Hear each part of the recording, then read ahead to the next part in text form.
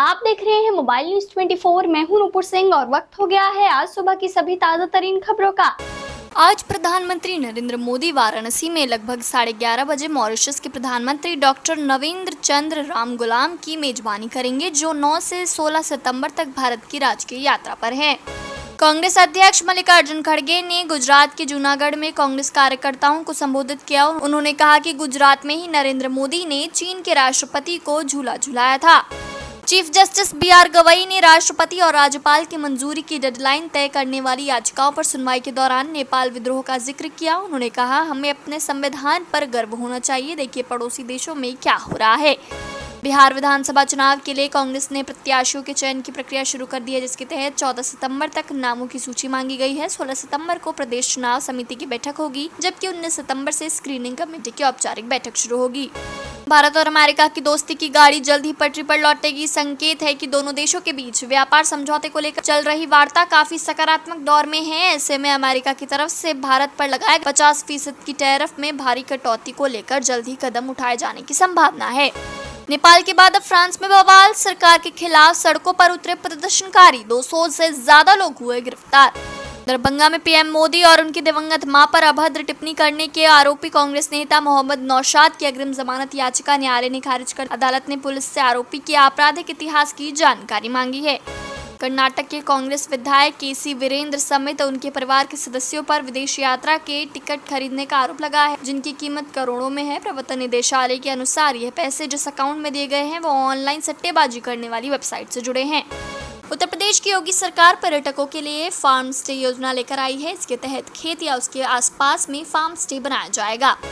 बिहार में राहुल गांधी की यात्रा से उत्साहित कांग्रेस ने कहा कि महागठबंधन की सीट शेयरिंग में अच्छी सीटों और खराब सीटों का संतुलन होना चाहिए। पिछले चुनाव में 70 सीटों पर कांग्रेस लड़ी थी, लेकिन मात्र 19 ही जीत पाई थी।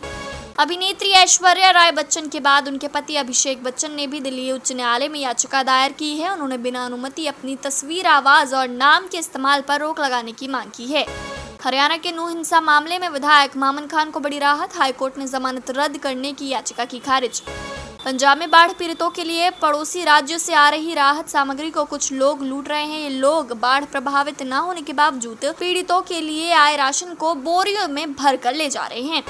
झारखंड में लंबित निकाय चुनाव को लेकर हाईकोर्ट में सुनवाई हुई। यह मामला अवमानना याचिका से जुड़ा है। इसमें आरोप लगाया गया है कि सरकार ने अदालत के आदेश के बावजूद समय पर चुनाव नहीं कराया।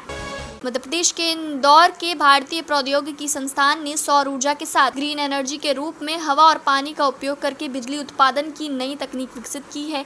ये तकनीक छोटे इलेक्ट्रिक उपकरणों को चार्ज करने और मेडिकल उपकरणों के संचालन में भी उपयोगी होगी।